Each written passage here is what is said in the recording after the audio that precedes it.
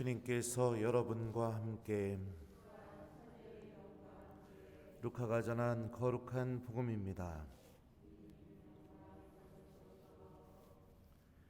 그때 하느님께서는 가브리엘 천사를 갈릴레아 지방 나자렛이라는 고을로 보내시어 다윗 집안의 요셉이라는 사람과 약혼한 처녀를 찾아가게 하셨다. 그 처녀의 이름은 마리아였다. 천사가 마리아의 집으로 들어가 말하였다. 은총이 가득한 이여 기뻐하여라. 주님께서 너와 함께 계시다. 마리아는 이 말에 몹시 놀랐다. 그리고 이 인사말이 무슨 뜻인가 하고 곰곰이 생각하였다. 천사가 다시 마리아에게 말하였다. 두려워하지 마라 마리아야. 너는 하느님의 총애를 받았다. 보라, 이제 내가 잉태하여 아들을 낳을 터이니 그 이름을 예수라 하여라. 그분께서는 큰 인물이 되시고 지극히 높으신 분의 아드님이라 불리실 것이다. 주 하느님께서 그분의 조상 다윗의 왕자를 그분께 주시어 그분께서 야곱 집안을 영원히 다스리시리니 그분의 나라는 끝이 없을 것이다. 마리아가 천사에게 저는 남자를 알지 못하는데 어떻게 그런 일이 있을 수 있겠습니까? 하고 말하자 천사가 마리아에게 대답하였다.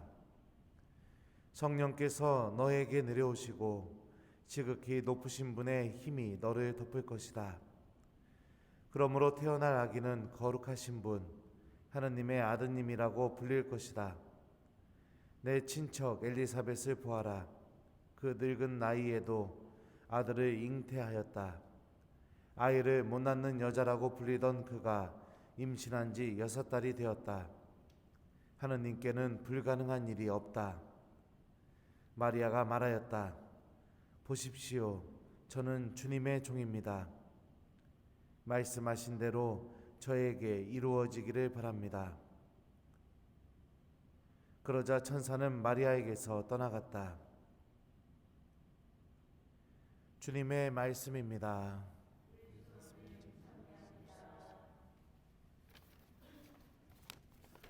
오소서 성령님, 말씀하신 대로 저에게 이루어지기를 바랍니다. 안녕하세요. 네, 오늘 복음 말씀은 우리 2주 전에 한번 들었었습니다. 언제 들었나요? 네? 원죄 없이 잉태되신 동정마리아 대축일날 이 같은 복음 내용을 들었었고, 저는 또 미련하게 모든 열정을 다 쏟아부어서 강론 때 이 복음 내용을 다 얘기를 했더니 주님께서 이 말씀을 또 주셨습니다.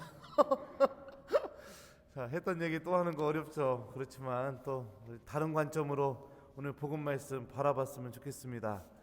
오늘 제1독서와 복음 말씀은 공통적으로 한 가지 중요한 사실을 알려줍니다.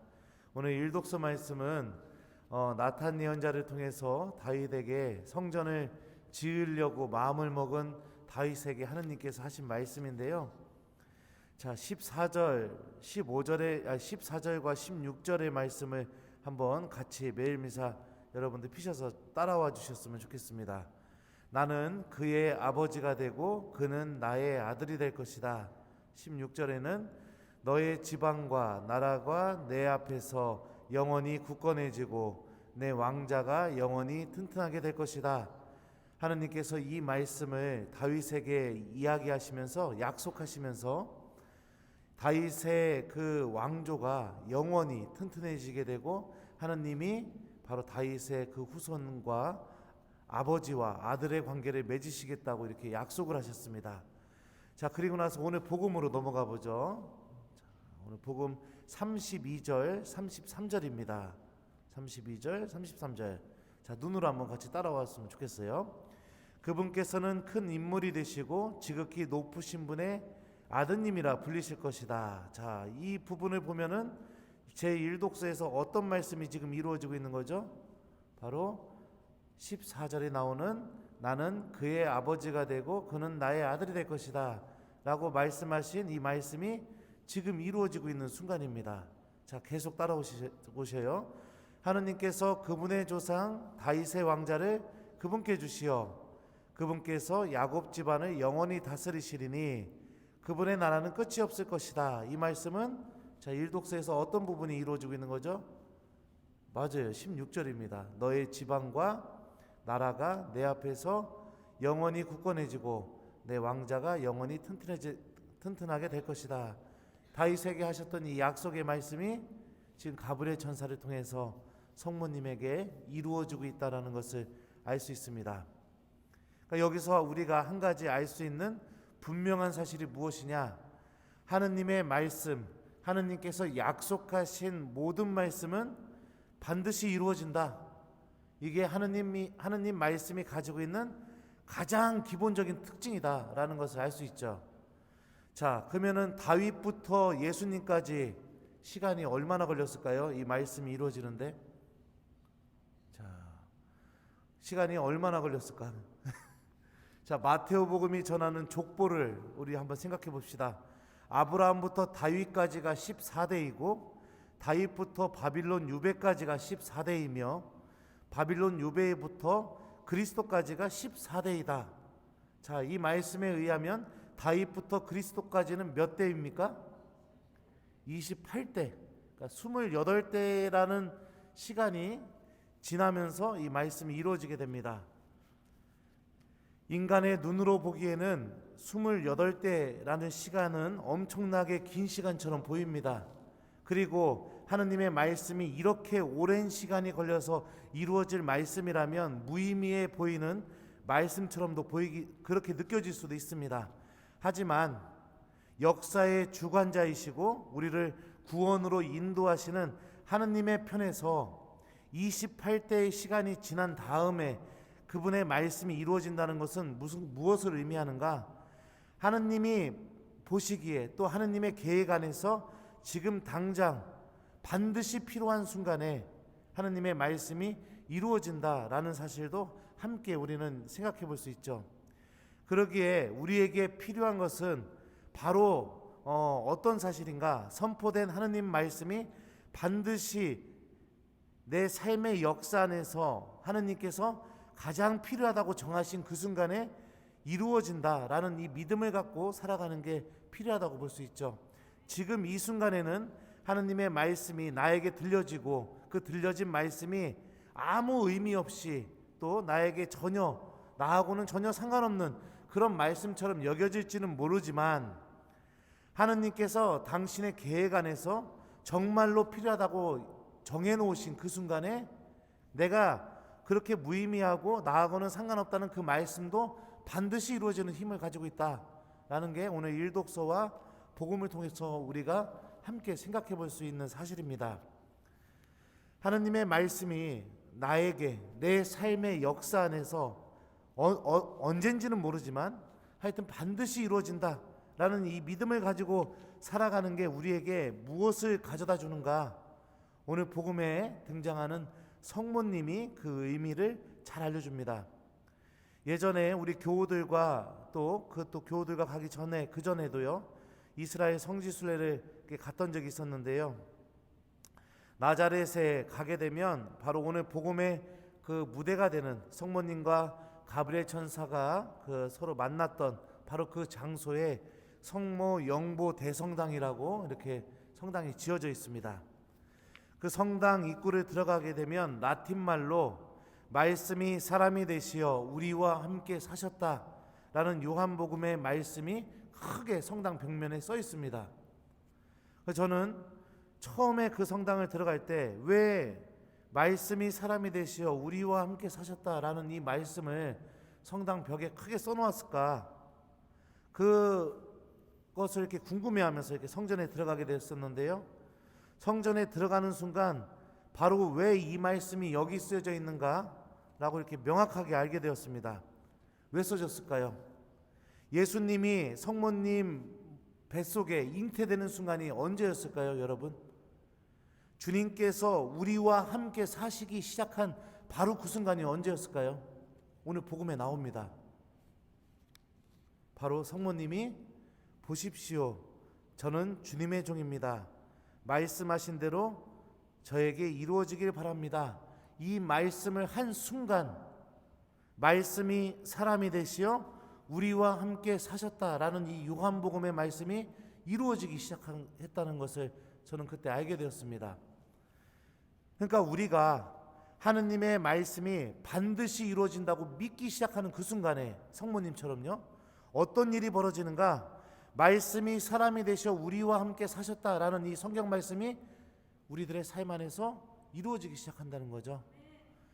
그러니까 예수님의 성탄, 예수님의 오심, 주님께서 우리와 함께 계시기 시작하는 그 놀라운 신비가 언제 나에게 이루어지는가? 내가 하느님의 말씀을 듣고 그 말씀이 성모님처럼 지금 나에게, 나의 삶 안에, 나의 역사 안에 반드시 이루어진다라는 이 믿음을 갖고 내가 그 말씀을 받아들이기 시작하는 그 순간부터 하느님께서는 우리와 함께 현존하고 계시고 우리의 삶 안에 머무르고 계시고 또 우리와 함께 사시기 시작한다는 것을 오늘 복음은 우리에게 알려줍니다. 많은 신앙인들이 하느님의 말씀에 대한 믿음 없이 살아가는 데 익숙합니다. 우리 본당 교우들은 이제는 그런 일은 없지만 다른 본당 교우들을 보면 방금 미사 때 선포됐던 말씀도 미사가 끝나면 하느님께서 무슨 말씀을 하셨는지도 모른 채 성전 밖으로 나가는 신앙인들도 너무나 많습니다. 그러기에 하느님께서 내 삶 안에서 무슨 일을 계획하고 계시는지, 또 어떻게 나와 함께 현존하고 계시는지, 또 어떻게 나의 삶을 구원으로 인도하고 계시는지 전혀 알아듣지 못하면서 살아가게 되는 경우가 많죠. 오늘 제2독서 말씀 들어봅시다. 하느님은 내가 전하는 복음으로, 곧 예수 그리스도의 복음 선포로, 또 오랜 세월 감추어 두셨던 신비의 계시로 여러분의 힘을 복돋아 주실 능력이 있는 분이십니다. 이 바울 사도의 말씀을 곰곰이 들여다보십시오. 주님께서 어떤 방식으로 우리에게 힘을 복돋아 주신다고 고백되고 있습니까? 바로 복음, 바로 그분의 말씀입니다. 하느님께서 우리에게 힘을 복돋아 주시고 또 우리에게 당신의 놀라운 신비를 드러내시는 유일한 방법이 무엇인가? 바로 복음 선포, 하느님의 말씀이라는 것을 알 수 있죠. 우리가 하느님의 말씀을 듣고 그 말씀이 나에게 이루어진다고 믿음을 갖기 시작할 때 사람에게 힘을 불어넣어 주시고 성령께서 너에게 내려오시고 지극히 높으신 분의 힘이 너를 덮을 것이다 라는 이 가브리엘 천사의 말씀이 성모님에게만 이루어지는 게 아니라 말씀이 이루어진다는 믿음을 갖고 있는 나에게도 그대로 이루어지게 되면서 하느님께서는 불가능한 일이 없다라는 이 말씀 또한 우리들의 믿음 안에서, 삶 안에서 그대로 체험하게 된다라는 것을 오늘 복음을 통해서 우리가 알 수가 있습니다. 오늘 말씀은 우리에게 한 가지 분명한 메시지를 알려줍니다. 사람이 하느님의 말씀이 이루어진다는 믿음을 갖게 될 때 어떤 놀라운 신비가 그 사람 안에서 벌어지게 되는지에 대해서 명확하게 알려주고 있죠. 주님께서 힘을 북돋아 주시고 성령께서 나와 함께 계시고 하느님께서는 불가능한 일이 없다라는 것을 그 은총을 통해서 나에게 체험시켜 주시고 결국에 말씀이 사람이 되시어 우리와 함께 사셨다라는 이 요한복음의 말씀이 나에게도, 나의 삶 안에도 그대로 이루어진다. 주님께서는 당신 말씀이 반드시 이루어진다라는 이 믿음을 갖고 있는 그 믿음이 있는 곳에 현존하고 계신다라는 이 사실이 이루어진다. 오늘 복음 말씀이 우리에게 주고 있는 메시지입니다. 그러니 우리 교우 여러분들, 우리에게 정말로 필요한 신앙의 자세는 매우 자명합니다. 말씀을 기억해야 됩니다. 그리고 그 기억된 말씀이 나에게 이루어진다는 믿음을 갖고 우리가 하느님의 말씀을 붙들어야 됩니다. 지금 당장은 그 말씀이 나에게 이루어지지 않기 때문에, 지금 당장은 나하고는 상관없는 말씀처럼 느껴지기 때문에 하느님의 말씀이 무의미하다라고 생각하지 마십시오. 오늘 일독서와 복음이 고백하는 것처럼 하느님의 계획 안에서 하느님께서 정해놓으신 바로 그 순간에 하느님의 말씀은 이루어지는 힘을 가지고 있습니다. 언제 이루어질지는 모르지만 내가 하루하루 미사를 통해서 듣게 되는 하느님의 말씀이 나에게 이루어진다라는 이 믿음을 갖고 살아가게 될 때 성모님에게 이루어졌던 그 놀라운 신비가 나에게도 이루어진다라는 사실을 기억했으면 좋겠습니다.